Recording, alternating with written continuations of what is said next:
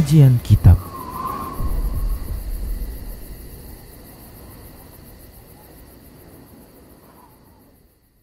Assalamualaikum warahmatullahi wabarakatuh.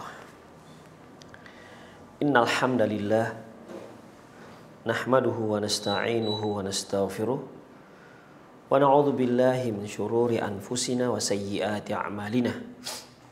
May yahdihillahu fahuwal muhtadi wa may yudlil falan tajida lahu waliyyan mursyida. Asyhadu an la ilaha illallah wahdahu la syarika lah wa ashhadu anna Muhammadan abduhu wa rasuluh alladzi la nabiyya ba'dah. Wa qala Allah subhanahu wa ta'ala, ya ayyuhalladzina amanu taqullaha haqqa tuqatih wa la tamutunna illa wa antum muslimun. Wa qala azza man qala, ya ayyuhalladzina amanu taqullaha wa qulu qawlan sadida yuslih lakum a'malakum wa yaghfir lakum dhunubakum wa man yuti'illaha wa rasulahu faqad faza fawzan 'azima. Ya ayyuhan nasu taqu rabbakumul ladzi khalaqakum min nafsin wahidah wa khalaqa minha zawjaha wa batha minhuma rijalan katsiran wa nisaa'a wattaqullaha alladzi tasaaluna bihi wal arham innallaha kana 'alaikum raqiba. Amma ba'du, inna astaqal hadithi kitabullah wa khairal hadi hadi Muhammad sallallahu alaihi wasallam wa syarral umur muhdatsatuha wa kullu muhdatsatin bid'ah wa kullu bid'atin dhalalah wa kullu dhalalatin finnar. Kaum muslimin dan kaum muslimat, para pemerhati dan pendengar manapun Anda berada, alhamdulillah kita kembali bertemu dalam kajian rangkuman dari apa yang telah kita pelajari dari kitab Al-Qiyamatul Kubra. Yang lalu telah kita rangkumkan terkait dengan kondisi orang kafir, kondisi orang-orang mujrim atau orang durhaka, pelaku maksiat. Dan kali ini kita akan bahas pembahasan yang ketiga, yaitu selanjutnya itu halal halul atqiya. Bagaimana pula nanti kondisi orang-orang yang bertakwa, orang-orang mukmin di padang mahsyar kelak. Di hari kiamat nanti, ikhwah rahimanallahu wa iyyakum, orang-orang yang bertakwa mereka tidak akan terkejut di hari terkejutnya orang-orang yang lainnya. Yafza'un nas yaumal qiyamah wa la yafza'un. Manusia terkejut sementara mereka tidak. Ini keistimewaan yang Allah Subhanahu wa taala berikan. Kemudian ikhwah, a'azinallahu wa iyyakum, keistimewaan lain yaitu di hari kiamat nanti, di padang mahsyar nanti, Allah Subhanahu wa taala memberikan mereka naungan. Di mana naungan tersebut tidak ada diberikan kecuali kepada orang-orang yang ditentukan oleh Allah Subhanahu wa taala. Yauma la dhilla illa dhilluh. Bahwasanya di hari yang tidak ada naungan kecuali hanya naungan Allah Subhanahu wa taala.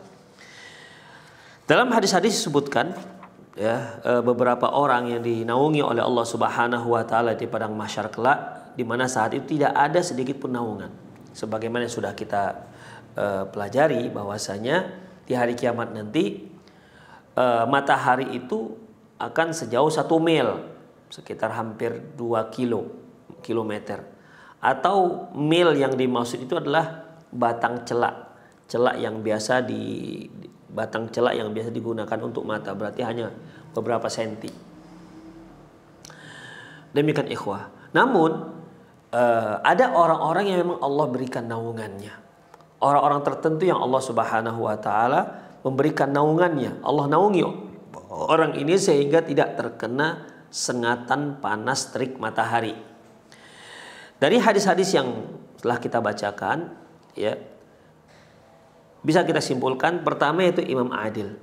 Imam yang adil, kemudian seorang pemuda yang dia tumbuh dalam beribadah kepada Allah Subhanahu wa taala. Kemudian seorang yang hatinya senantiasa terkait dengan masjid, seperti orang yang memakmurkan masjid, ketika dia sudah melaksanakan ibadah di masjid tersebut, nanti akan balik kembali ke masjid tersebut. Intinya hatinya selalu terpaut dengan masjid. Kemudian dua orang yang saling mencintai karena Allah Subhanahu wa taala, mereka bersama karena Allah dan mereka berpisah juga karena Allah.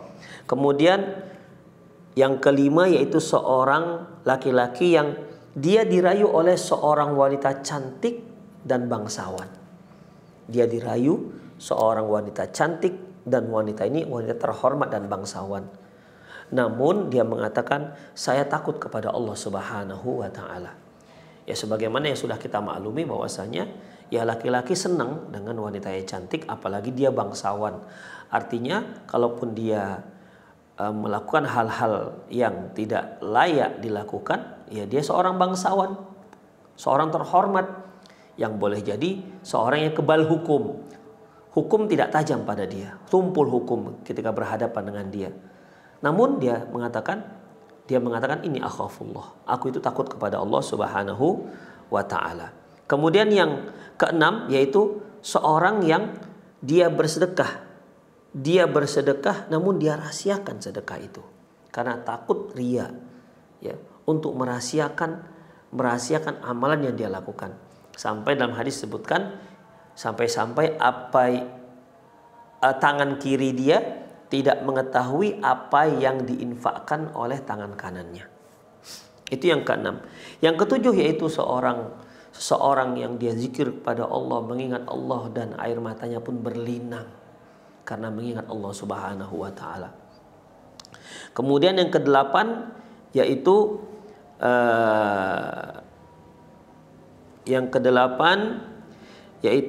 seorang yang memudahkan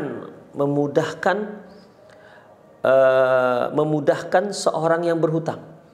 Ya, kalau dia ada orang yang berhutang pada dia, kemudian dia mudahkan. Cara memudahkannya yaitu dia tangguhkan pelunasan utangnya. Seharusnya bulan ini tidak apa-apa karena dilihat agak kesulitan, orang ini kesulitan membayarnya, melunasi utangnya, kemudian dia tangguhkan di bulan berikutnya atau 2 bulan berikutnya atau 3 bulan berikutnya. Intinya dia mudahkan urusan orang ini. Demikian ikhwah rahimanallahu wa iyyakum. Yang ketujuh yaitu orang yang menganggap lunas atau menghapuskan utang orang lain. Itu ikhwah, dihapuskan utangnya. Ya dilihatnya udahlah, utang kamu saya anggap lunas. Orang yang berhutang dengan dia katakan udahlah, hutang kamu saya anggap lunas, sudah dianggap lunas. Artinya kamu tidak berhutang lagi. Inilah ikhwah rahimanallahu wa iyyakum 7 orang yang 9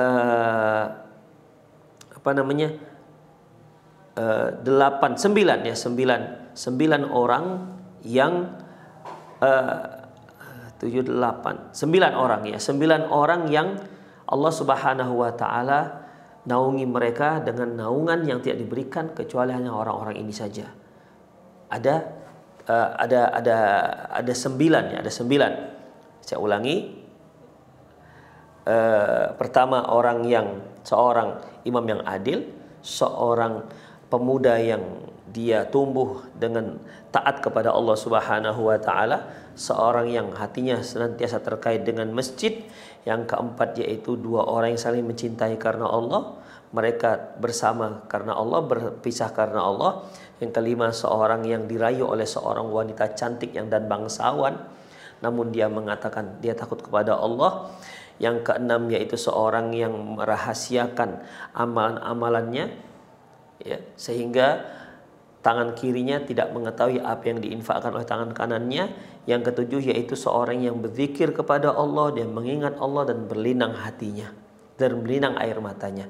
Yang kedelapan yaitu orang yang menangguhkan hutang.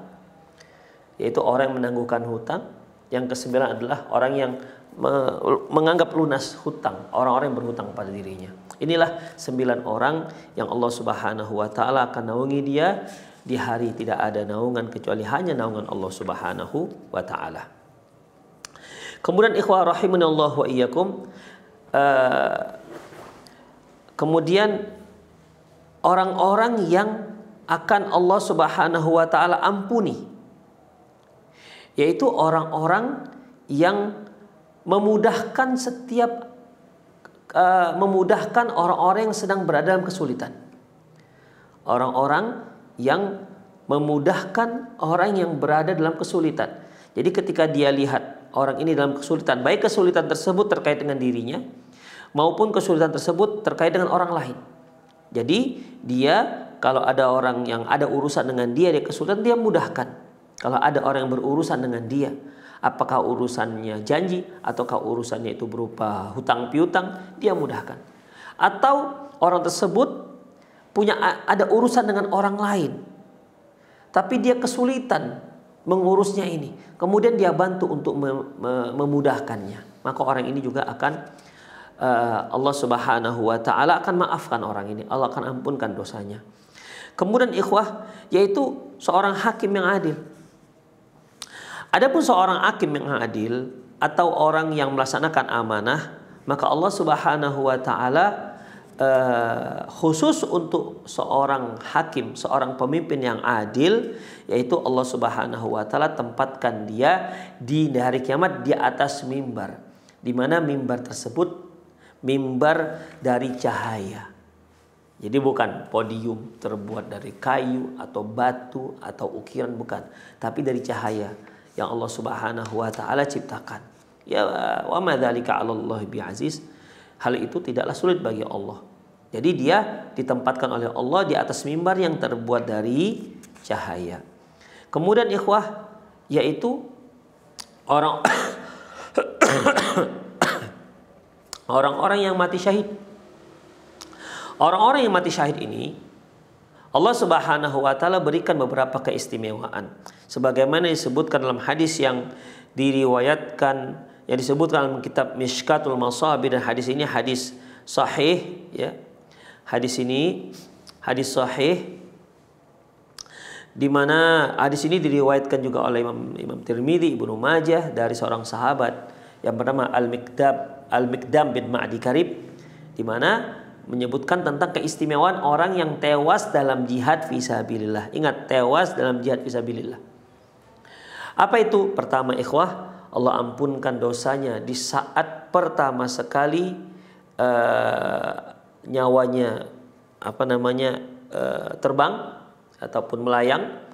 Yang kedua, yaitu dia melihat tempat dia langsung di surga. Kemudian yang ketiga yaitu Allah akan bebaskan dia dari azab kubur. Yang keempat, Allah amankan dia dari fazul akbar. Fazul akbar ini keterkejutan umat manusia nanti di hari kiamat. Yang kelima, yaitu Allah akan letakkan di atas kepalanya berupa mahkota, ya, mahkota, di mana kata Rasulullah, ya, mahkota ini lebih mahal, lebih berharga ketimbang dunia dan seisinya.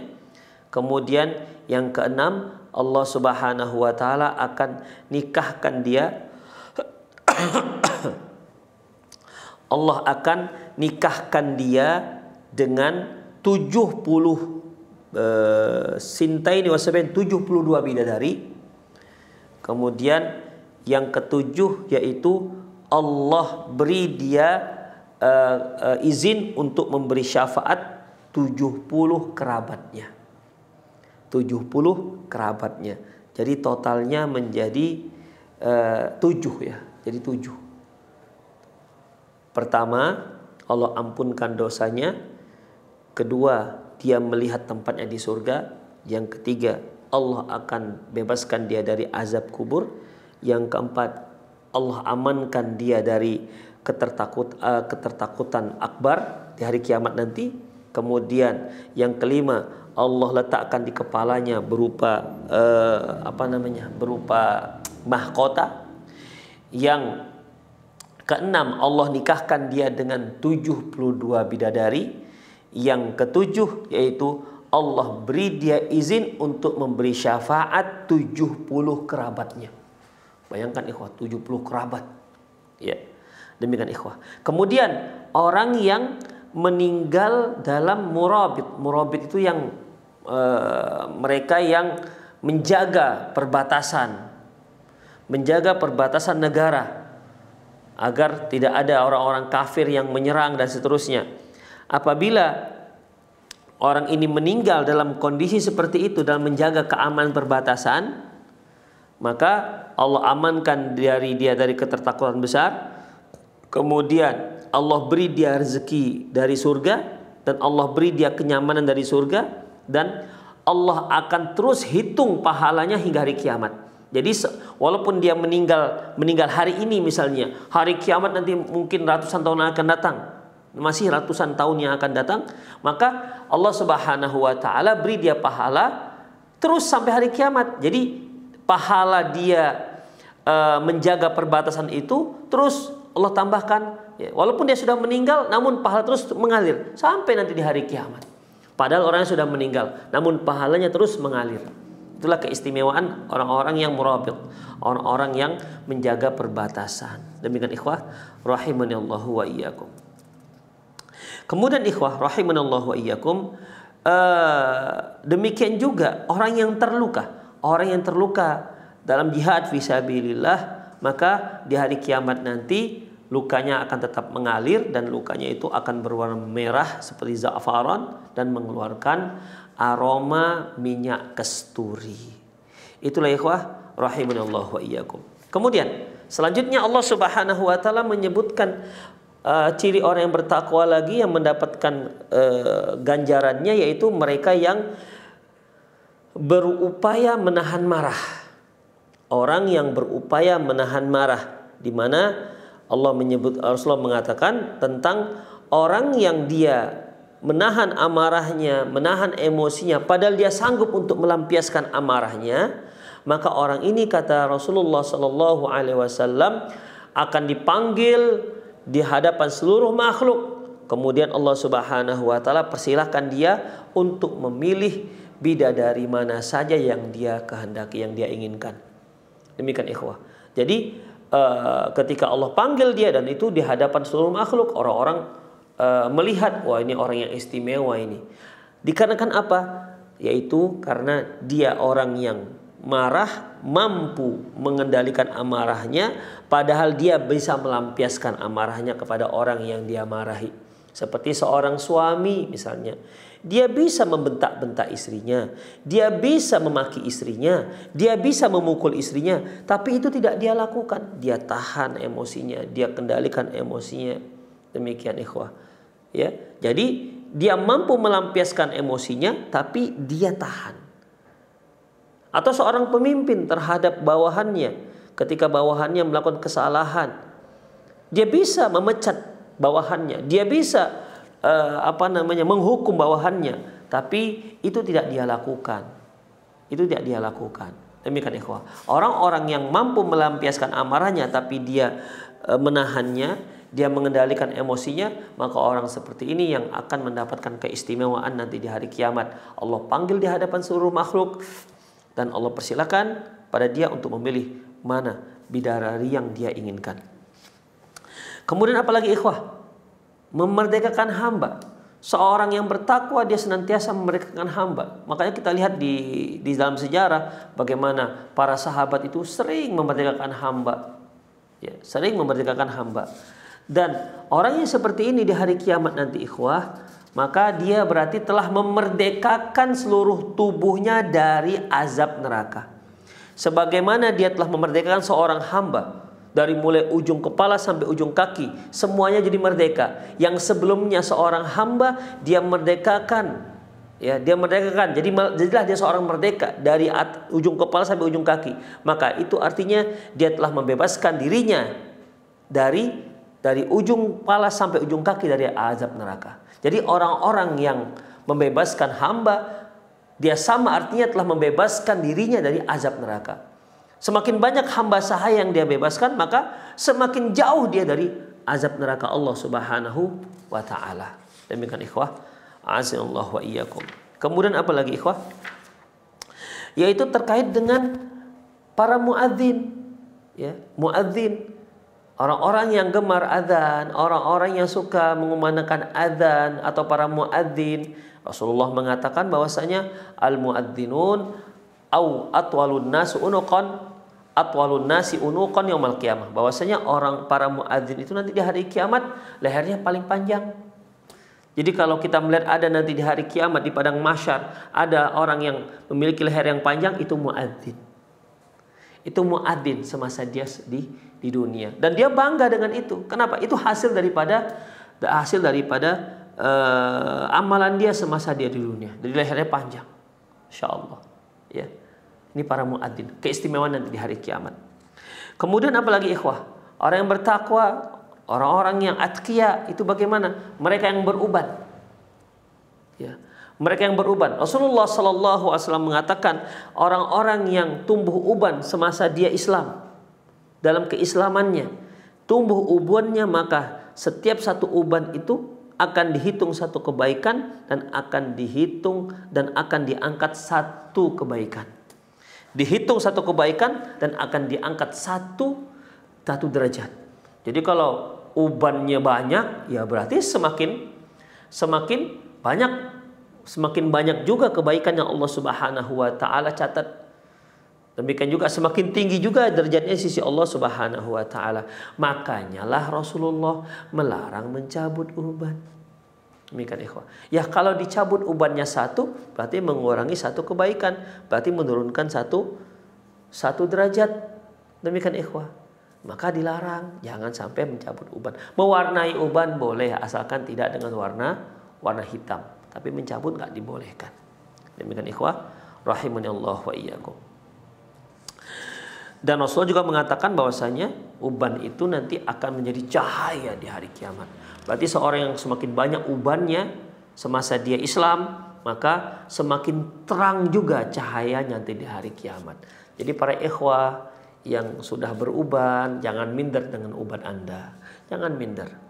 Di antara hikmah uban ini ikhwah, supaya kita tahu bahwasanya supaya kita sudah tua, kita sudah semakin tua.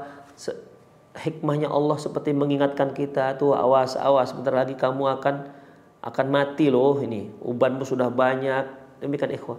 Kadang-kadang kalau kita merasa tidak ada tumbuh uban, sudah 60 tahun masih juga hitam, perasaannya itu masih muda saja.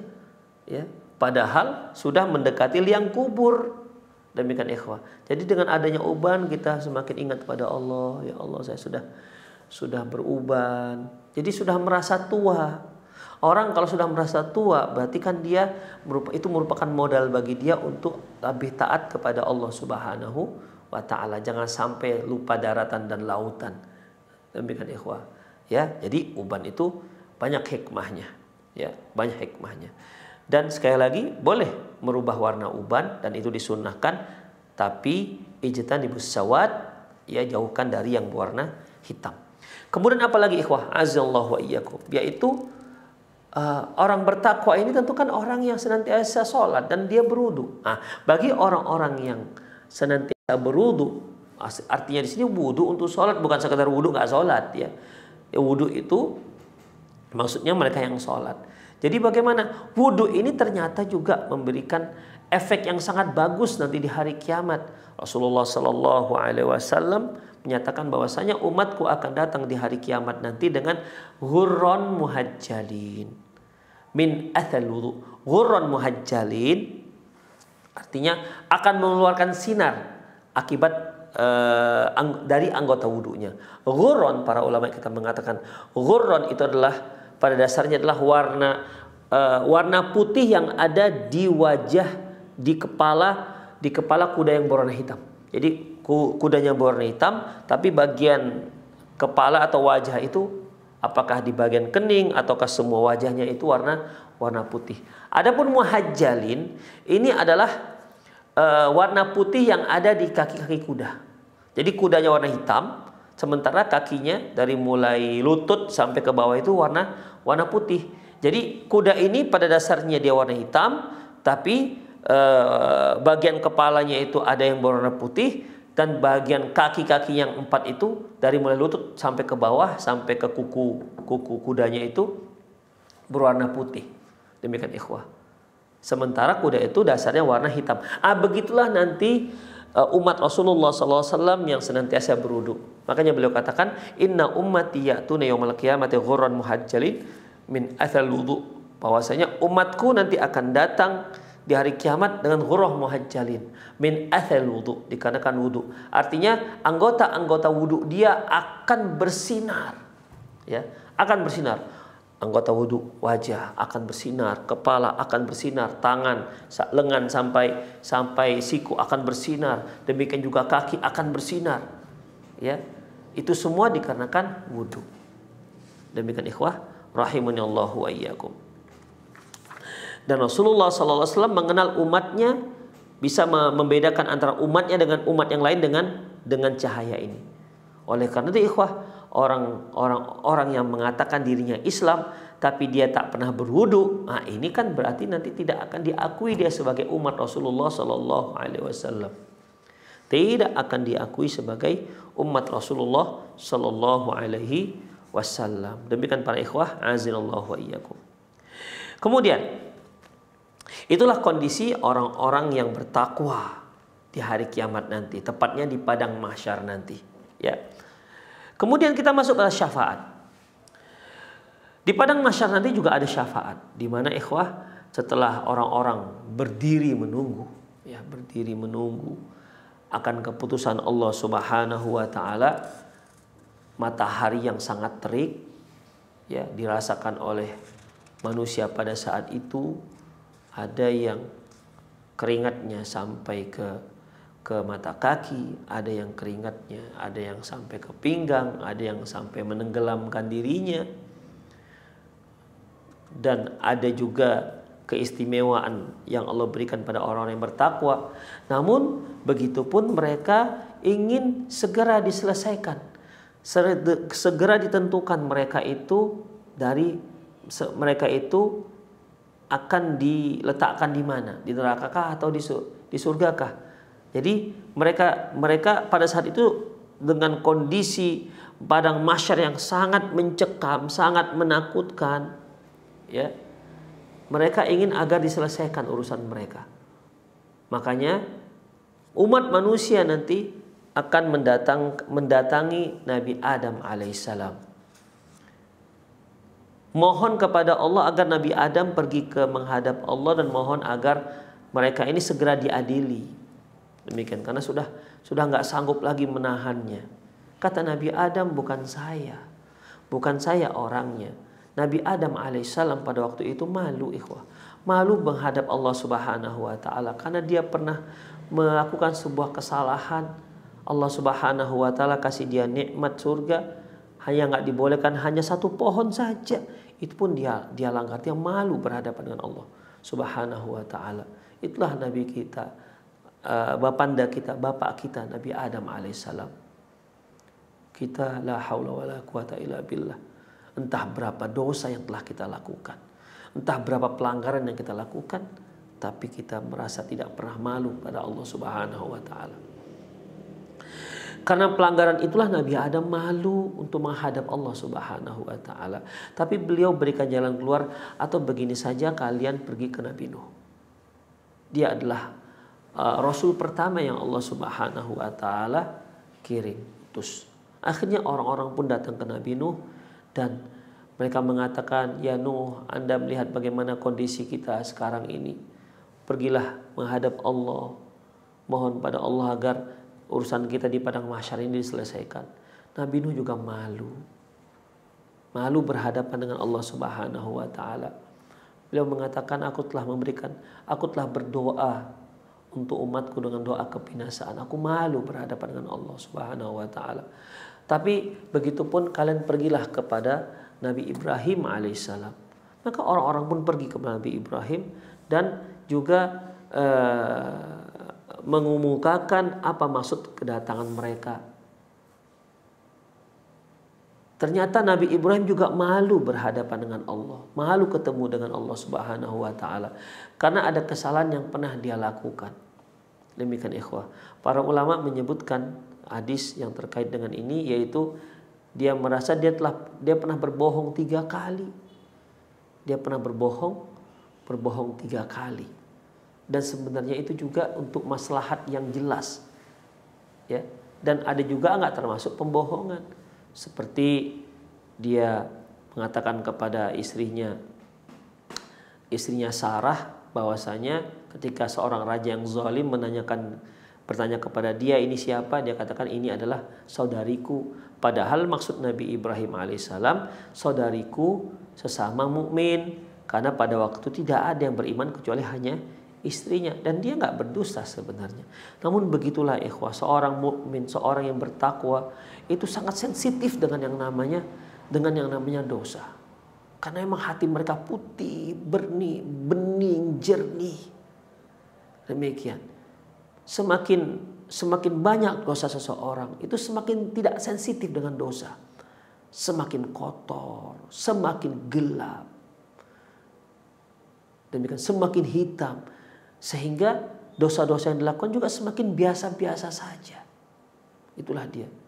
Tapi para nabi-nabi ini, Masya Allah, memang mereka orang-orang yang sangat suci.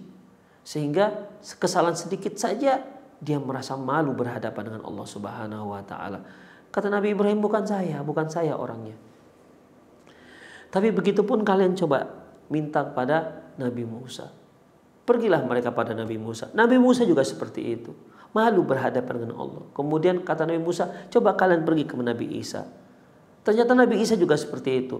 Kata Nabi Isa, cobalah kalian datang kepada Rasul akhir, Rasul yang terakhir, yaitu Muhammad bin Abdullah sallallahu alaihi wasallam. Lantas terakhir datanglah umat manusia kepada Rasulullah sallallahu alaihi wasallam di padang mahsyar nanti. Dan kata Rasulullah, saya memang orangnya. Lantas Rasulullah pergi menghadap Allah Subhanahu wa taala, sujud di hadapan Allah Subhanahu wa taala. Lama sujudnya. Lama sujudnya. Rasulullah sallallahu alaihi wasallam, sedangkan semasa di dunia saja beliau lama sholatnya, hatta yatawarram qadamuhu, sampai kakinya bengkak. Dalam riwayat yang lain sampai pecah kakinya, pecah tumitnya, gara-gara saking lamanya berdiri. Apalagi nanti di padang mahsyar, sujudnya lama, ya, sujudnya lama. Hingga Allah Subhanahu wa taala mengatakan, ya Muhammad irfa' ra'sak wasal tu'toh. Ya Muhammad, angkat kepalamu, wasal tu'toh, minta maka akan diberikan apa yang engkau minta. Wasfa' tu syafa', dan mintakan syafaat maka kamu akan diberikan izin untuk bersyafaat. Demikian ikhwah. Kemudian Rasulullah SAW meminta kepada Allah Subhanahu wa taala agar urusan manusia ini disegerakan penghukumannya, penetapan vonis hukumnya. Ini yang disebut dengan syafa'atul uzma. Syafa'atul uzma itu syafaat untuk seluruh umat manusia. Inilah tempat yang paling bergengsi nanti di hari akhirat. Dialah maqam mahmudah. Tempat hanya satu tempat yang akan ditempati orang yang sangat layak di sana. Dan itu hanya satu orang. Dari sekian miliar umat manusia, hanya satu orang yang layak untuk berada di tempat tersebut.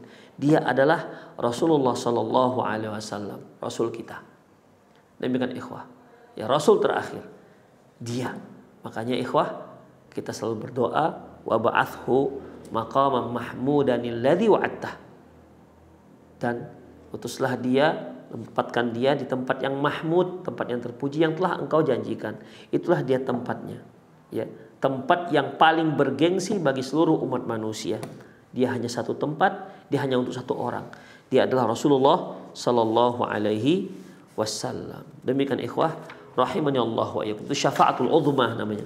Syafaat terbesar yang diberikan Rasulullah SAW setelah mendapat izin dari Allah, diberikan untuk seluruh umat manusia.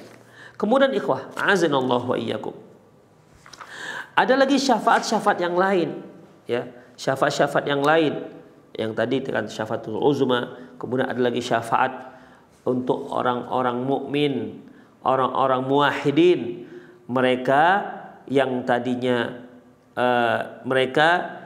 tadinya seharusnya masuk neraka diberi syafaat untuk masuk surga. Ini nanti akan kita bahas, ya. atau orang-orang muwahhidin, orang-orang beriman yang timbangan kebaikannya sama dengan timbangan keburukannya.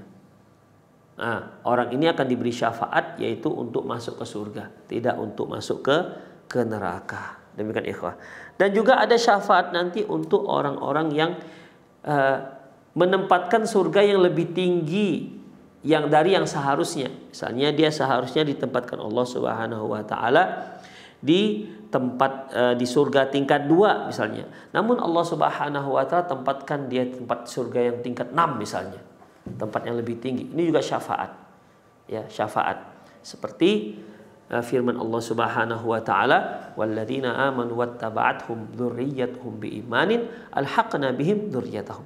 Orang-orang yang beriman yang diikuti oleh anak keturunannya dalam keimanannya, alhaqna bihim dzurriyyatahum, maka mereka akan kami samakan nanti di hari kiamat. Kalau seandainya ayahnya berada di tingkat surga tingkat 5, anaknya di surga tingkat 1, maka anaknya dinaikkan menjadi tingkat 5 mengikuti ayahnya. Kalau sebaliknya ayahnya di tingkat anaknya di tingkat 5, ayahnya di surga tingkat 1, maka ayahnya akan diikutkan ke anaknya. Mereka akan disamakan posisi surganya di surga yang tertinggi di antara mereka. Demikian ikhwah. Sehingga orang-orang yang beriman dari keluarga-keluarganya itu akan bersatu di tempat yang tinggi. Demikian ikhwah. Itu juga termasuk syafaat. Ya, dari yang seharusnya dia berada di surga yang rendah, namun Allah tempatkan dia di surga yang tinggi. Demikian ikhwah rahimanallah wa iyyakum. Ada juga yang syafaat untuk masuk surga dengan tanpa hisab. Masuk surga dengan tanpa hisab. Di mana ikhwah rahimanallah wa iyyakum, orang ini yang nanti akan masuk surga bila hisabin wala azab, tidak dihisab, tidak ada diazab, langsung masuk ke dalam surga yang Allah Subhanahu wa taala. Mereka itu berjumlah 70.000 orang. Mereka itu berjumlah 70.000 orang. Namun dalam hadis yang diriwayatkan oleh Imam Tirmidzi dari Abi Umamah dan disahihkan oleh Syekh Al-Albani rahimahullah, di mana Abu Umamah di mana di dalam hadis tersebut disebutkan bahwasanya ma'akulli alfin sab'un. Ma'akulli alfin sab'una alfan. Ma'akulli alfin sab'una alfan. Jadi hadis tersebut ada 70.000 orang masuk surga dengan tanpa hisab. Ya. 70.000 orang masuk surga tanpa hisab. Hadis ini diriwayatkan oleh Imam Bukhari dan Muslim. Di riwayat Tirmizi dari Abi Umamah disebutkan lagi bahwasanya wa ma'a kulli alfin sab'una alfan. Setiap 1.000 dia membawa 70.000. Jadi ikhwah, kalau dari 70.000 itu setiap 1.000 membawa 70.000 orang juga, berarti bisa kita totalkan 70.000 ditambah dengan 4.900.000, karena setiap 1.000 akan membawa 70.000 lagi.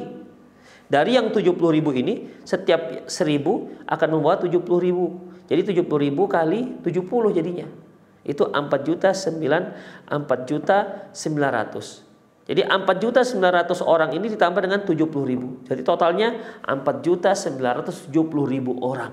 Ya hampir 5 juta orang lah yang akan masuk surga dengan tanpa hisab.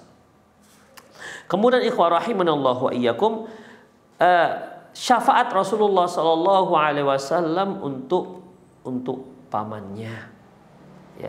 Syafaat Rasulullah Sallallahu Alaihi Wasallam untuk pamannya.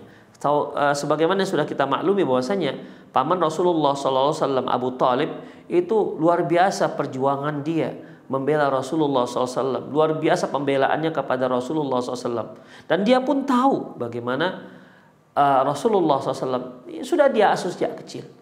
Dia sangat faham dengan Rasulullah ini, dengan Muhammad bin Abdullah keponakan kandung beliau. Dia sudah faham sekali siapa ini. Demikian makanya dia membela keponakannya ini.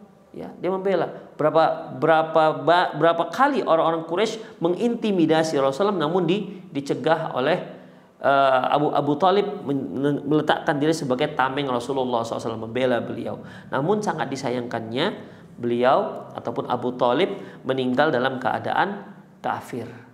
Demikian ikhwah. Rasulullah pernah ditanya oleh para sahabat, ya Rasulullah, hal nafa'aka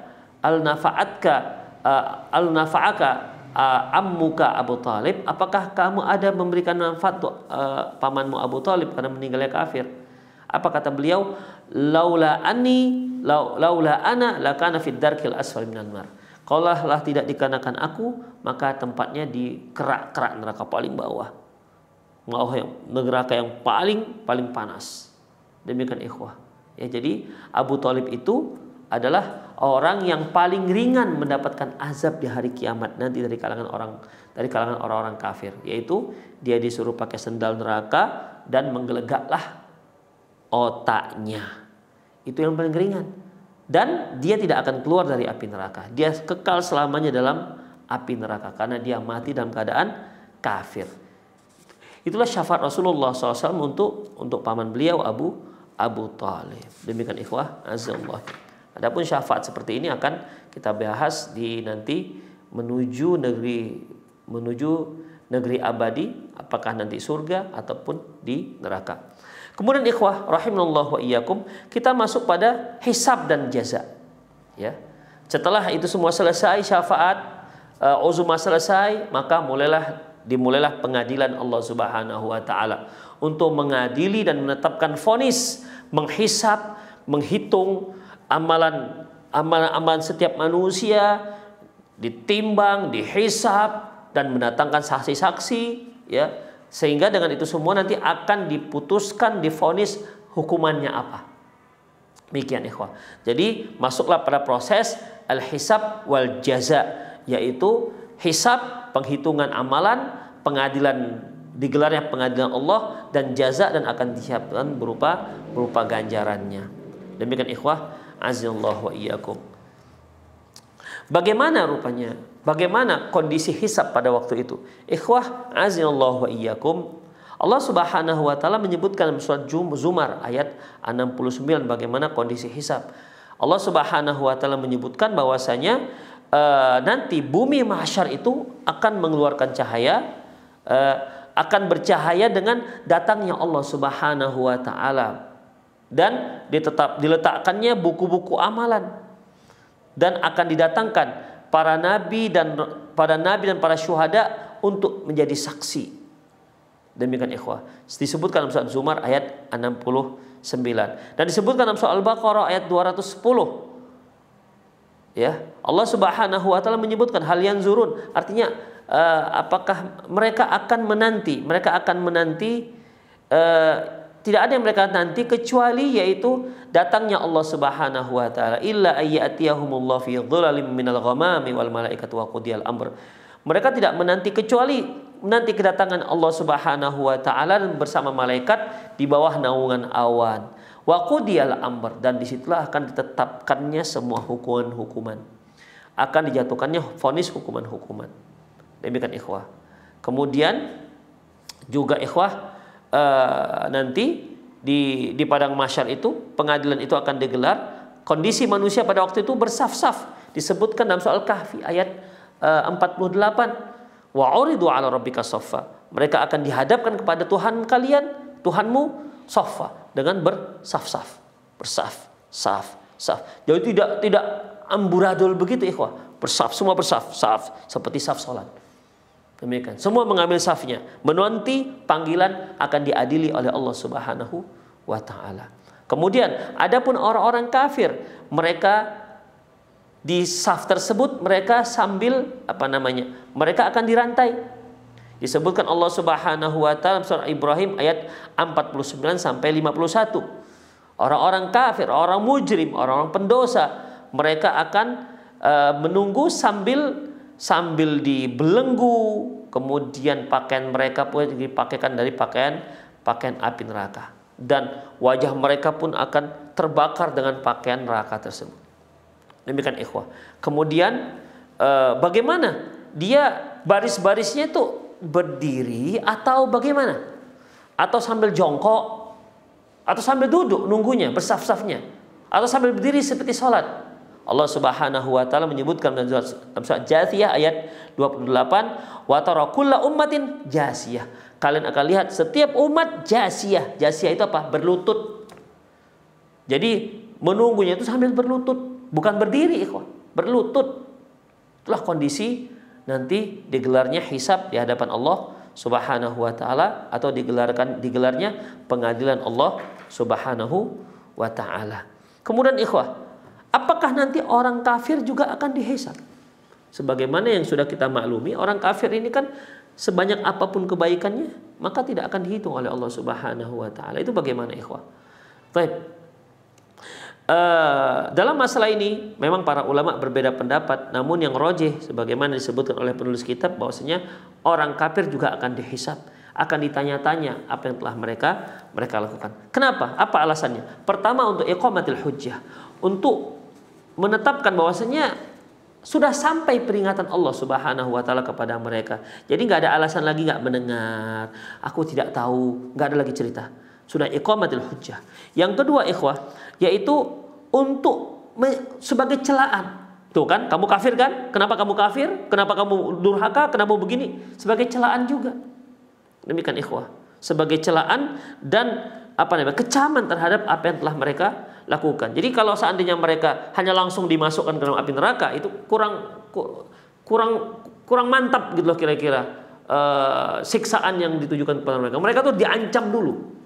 Mereka harus diancam dulu, mereka harus diintimidasi dulu. Demikian ikhwan, dipres dulu dia dengan berita-berita ini. Kamu kan kafir, kamu kan durhaka kepada begitu.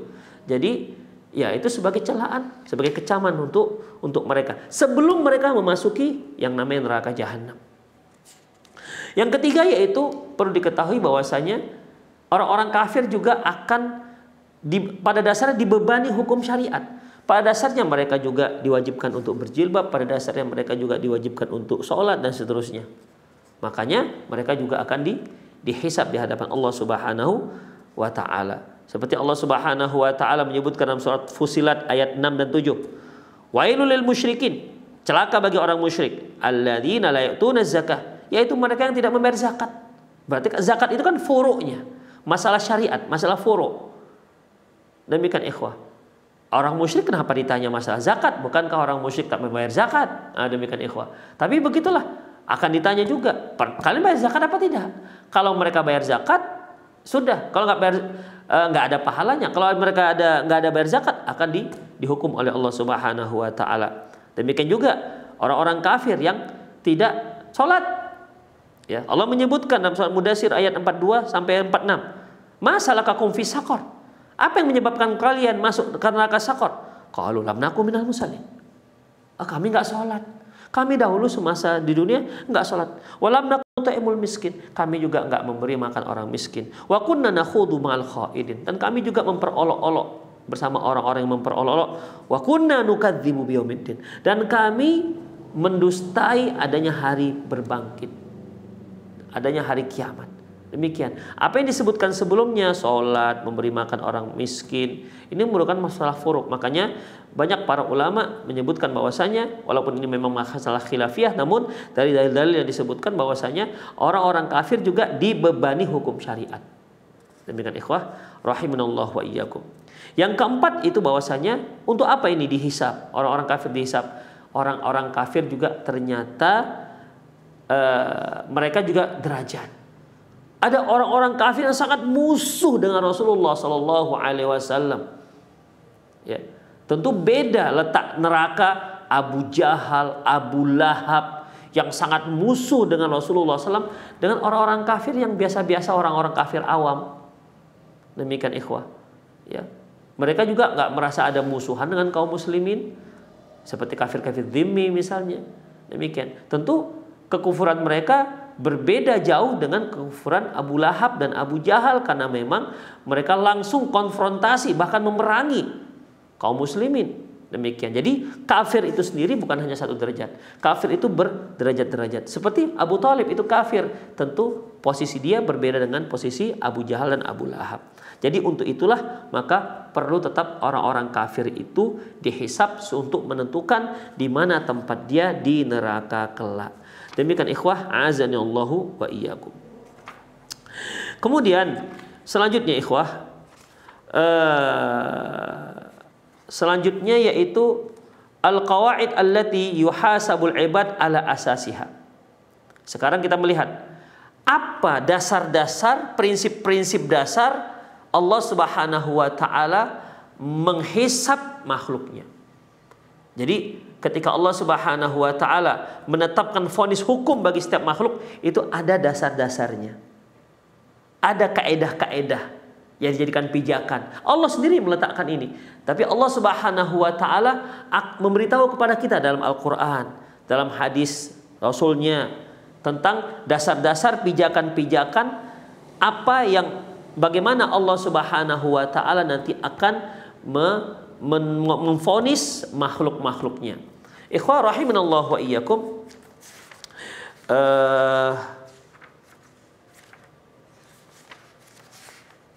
Sepertinya ini akan kita bahas di kajian akan datang. Insya Allah sekali pertemuan lagi kita akan selesaikan rangkuman dari kitab Qiyamatul Kubro. Dan setelah itu insya Allah akan kita bahas menuju negeri abadi, yaitu dengan kitab Al-Jannatu wan Nar yang masih ditulis oleh Profesor Dr. Umar Sulaiman Abdullah Al-Ashqar. Insya Allah sekali pertemuan lagi kita akan menyelesaikan kitab Qiyamatul Kubro ini, ya, rangkumannya. Insya Allah berarti ada 4 pertemuan dalam merangkum buku ini, di mana buku ini telah kita pelajari lebih daripada setahun, ya, lebih daripada setahun. Mungkin saya hampir 2 tahun ini. Demikian ikhwah, ya. Semoga bermanfaat. Aku qouli hadza wa astaghfirullah li wa lakum wa lisal muslimin innahu wal ghafurur rahim. Naam. Syukran jazakumullah khairan wa barakallahu fiik Ustaz atas penyampaian materi pada kesempatan pagi hari ini. Selanjutnya bagi Anda yang ingin bertanya seputar pembahasan pada kesempatan pagi hari ini, Anda dapat bertanya melalui layanan telepon di 0218236543 atau melalui pesan singkat di 0819896543. Pertanyaan pertama akan kita angkat terlebih dahulu dari layanan telepon. Halo.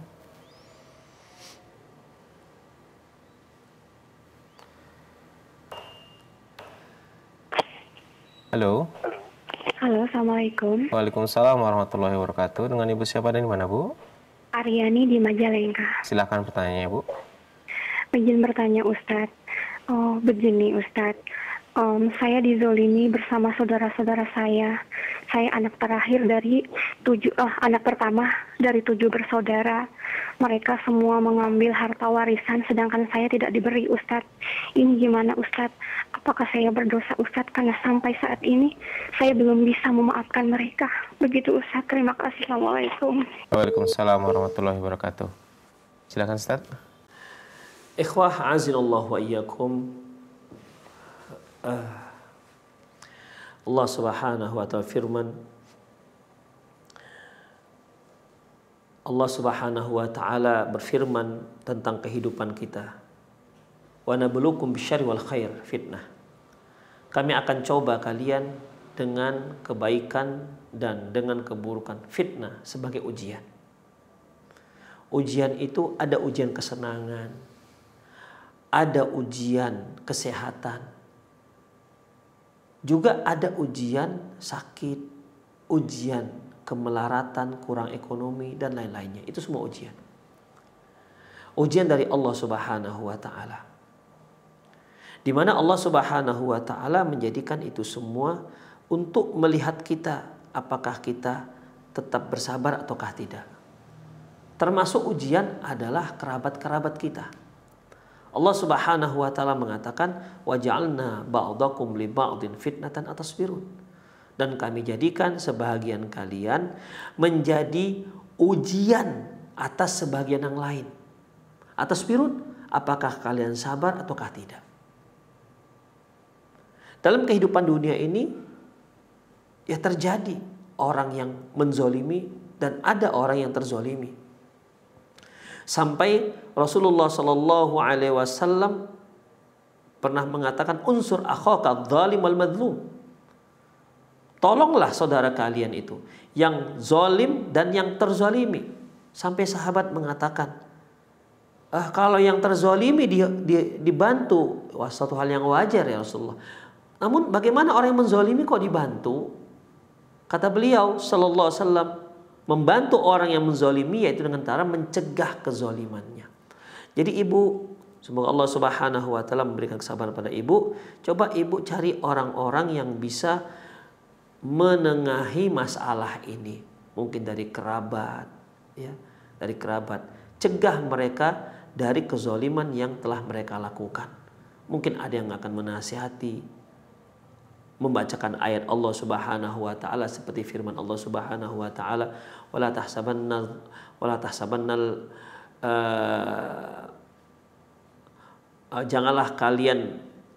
janganlah kalian mengira bahwasanya Allah Subhanahu ghafilan amma ya'maludz zalimun. Janganlah kalian mengira bahwasanya Allah itu lalai, tidak tahu akan perbuatan orang-orang yang zalim. Innama yu'akhiruhum liyaumin tashkhasu fihi al-absar. Sesungguhnya Allah tidak menghukum bukan karena nggak tahu. Allah ingin menundanya hingga hari kiamat nanti. Liyaumin tashkhasu fihi al-absar, pada hari yang mata terbelalak. Pada hari mata yang terbelalak. Jadi ada yang mengingatkan mereka. Jika memang ibu punya hak atas harta warisan, tapi ternyata mereka tidak memberikan, coba melalui orang-orang tertentu yang bisa bisa menengahi masalah ini. Kalau memang ibu mau menuntut hak ibu, ibu bisa melalui pengadilan. Demikian ikhwah, ya. Tapi kalau seandainya ibu merelakan saja karena itu juga keluarga-keluarga ibu, insya Allah ini akan lebih safety, akan lebih ridho, lebih mudah mendapat ridho Allah Subhanahu wa taala karena dia kerabat-kerabat ibu. Demikian ikhwah. Karena biasanya kalau pertengkaran masalah warisan ini berujung pada pemutusan tali silaturahmi. Kalau memang memungkinkan, ibu maafkan demi untuk tetap menyambung silaturahmi, menjaga hubungan silaturahmi dengan kakak atau abang ibu, insya Allah ini akan lebih baik. Maafkan mereka dan semoga Allah Subhanahu wa taala memaafkan ibu. Tapi kalau ibu tetap ingin menuntut hak ibu, hak ibu. Hak ibu silakan tuntut melalui jalur-jalur yang dibolehkan dalam syariat. Semoga Allah Subhanahu wa taala memberikan jalan keluar yang terbaik untuk ibu. Demikian. Allahu a'lam bishawab. Syukran jazakumullah khairan Ustaz atas jawabannya, semoga bermanfaat bagi penanya. Selanjutnya akan kita bacakan dari pesan singkat. Assalamualaikum warahmatullahi wabarakatuh Ustaz. Bagaimana keadaan seorang mukmin di akhirat kelak yang masih memusuhi saudara muslim yang belum berdamai sampai meninggal, dan kezaliman lainnya baik itu ghibah, namimah yang berujung pada pertikaian dan permusuhan? Mohon nasihatnya Ustaz. Silakan Ustaz. Ikhwah barakallahu fikum, masalah sesama muslim itu itu lebih rumit ketimbang masalah kita dengan Allah. Allah itu maha penyayang luar biasa, maha pengampun. Sebanyak apapun dosa kita, jika kita benar-benar datang ke hadapan Allah Subhanahu wa taala, Allah ampuni dosa kita. Tetapi kalau dengan manusia itu rumit. Tidak semua manusia bisa mengampuni kesalahan kita. Oleh karena itu hati-hati bermuamalah dengan manusia. Tidak bisa hanya dengan taubat kita kepada Allah atas dosa yang pernah kita lakukan kepada si fulan, selesailah taubat tersebut. Tidak, ikhwan. Masalahnya masih panjang. Ya, masalah masih panjang. Jika kita pernah menggibahi seorang mukmin, seorang muslim, maka tidak bisa dengan mohon ampun kepada Allah atas dosa ghibah selesai. Tidak. Kita wajib meminta maaf. Kita wajib mendatangi dia, minta maaf kepada dia atas dosa yang pernah kita lakukan. Kita pernah menzalimi dia. Kalau tidak seperti itu, tidak akan diterima taubat kita pada Allah Subhanahu wa taala, oleh Allah. Tidak akan terima. Harus datangi. Harta yang pernah kita ambil dari dia dengan cara zalim, maka pulangkan dan minta dihalalkan. Pulangkan dan minta dimaafkan. atas kesalahan. Kalau dia maafkan, alhamdulillah wa bihi wa ni'mah. Kalau tidak, mau bilang apa lagi? Tunggu saja pengadilan Allah Subhanahu wa taala di hari akhirat. Itulah rumitnya kalau permasalahan kita dengan manusia. Makanya harus banyak sabar. Banyak sabar. Kalau dosa kita kepada Allah, Allahu Akbar. Allah itu maha besar, maha luas rahmatnya, luar biasa. Ya. Gak tanggung-tanggung apapun yang kita lakukan, kesalahan apapun yang pernah kita lakukan terhadap Allah Subhanahu wa taala, dan kita taubat, Allah langsung akan hapuskan.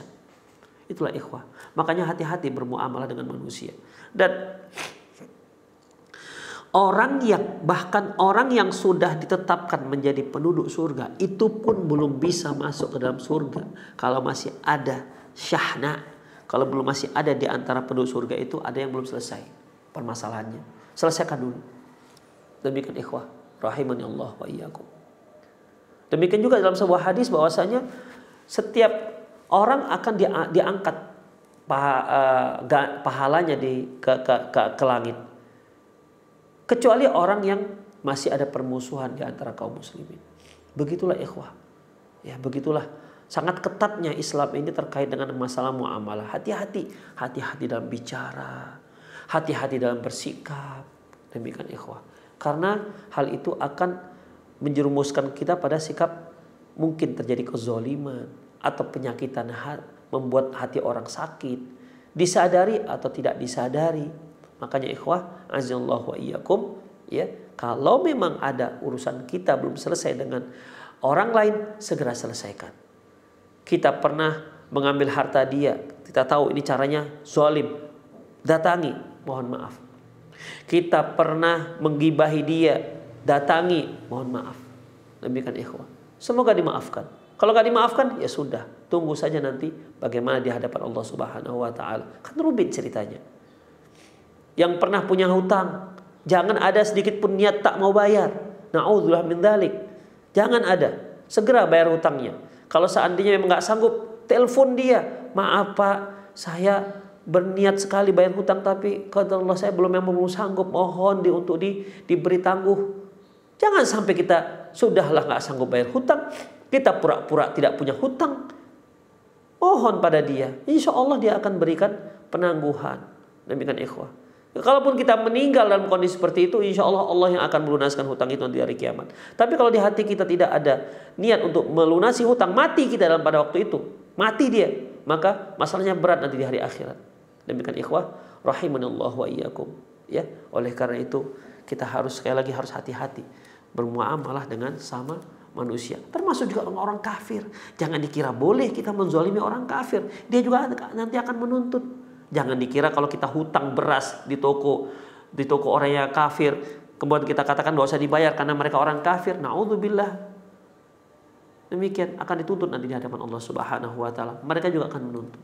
Ya, mereka menuntut untuk mengurangi azab mereka nanti di dalam neraka. Semoga Allah Subhanahu wa taala melindungi kita dari berbagai macam sifat-sifat yang zalim, menzalimi orang lain. Dan semoga Allah Subhanahu wa taala memaafkan, mengampuni semua dosa-dosa kita. Demikian aku qouli hadza wa astaghfirullah li wa lakum wa lisal muslimin innahu wal ghafurur rahim. Assalamualaikum warahmatullahi wabarakatuh.